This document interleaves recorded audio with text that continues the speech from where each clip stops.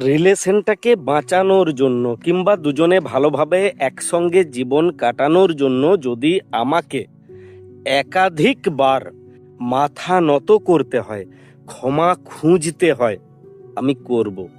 কিন্তু সেটা একাধিকবার, বারংবার, বারবার নয়। তুমি বুঝতে পারছো না, এই যে তুমি বারবার ওর কাছে ভালোবাসার ভিক্ষা চাইছো, বারবার কান্নাকাটি করছো, বারবার নিজের দুর্বলতা ওর কাছে প্রেজেন্ট করছো, এতে ও ফেরার পরিবর্তে নিজের ইগোটাকে আরো বেশি করে মজবুত করছে। অলরেডি তোমার এই ভাবনাগুলো ওকে এটা বুঝিয়ে দিয়েছে তুমি বেস্ট, আমি তোমার যোগ্য নই, তুমি যদি আমার সঙ্গ দাও তাহলে আমার জীবনটা ভালোভাবে কেটে যাবে। এতে ওর কি প্রফিট হবে? ও তো দেখতে পাচ্ছে ওর পুরোটাই লস। তাই ও কিছুতেই নিজের ইগোটাকে ওভারকাম করতে চাইবে না, ও তোমার থেকে দূরেই থাকতে চাইবে। এই জন্য বারবার পায়ে ধরার পরিবর্তে নিজেকে সংযত করো, নিজেকে আটকাও, অপেক্ষা করো যতক্ষণ না পর্যন্ত ওর মন গলতে শুরু করছে, ততক্ষণ পর্যন্ত ধৈর্য ধরো।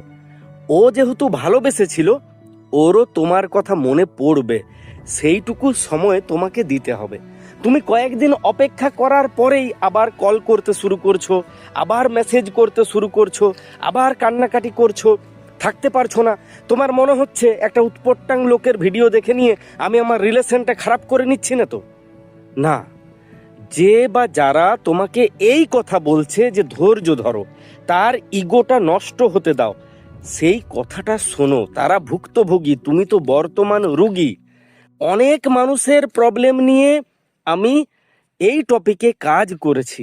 সে যদি সত্যিই তোমাকে ভালোবেসেছিল তাহলে তার ইগোটা ভাঙা পর্যন্ত তোমাকে অপেক্ষা করতে হবে। এবারে ধরো তুমি পায়ে ধরলে না বলে সে ফিরলই না, এটা প্রেম ছিল? ছিল প্রেম? তুমি পায়ে ধরে ধরে চপ্পলের মতো জীবনটা কাটাতে পারবে তো? যদি পারবে তাহলে তোমাকে কেউ বাধা দিচ্ছে না, তুমি কাটাতে পারো। কিন্তু একবার ভাববে, তার ইগোর পাহাড়টা যদি না ভাঙে, তুমি কতদিন ওর পা ধরে জীবন কাটাবে? কতদিন পর্যন্ত পদাঘাত সহ্য করবে? এটা ভাববে, ভাবলেই তুমি উত্তর পাবে।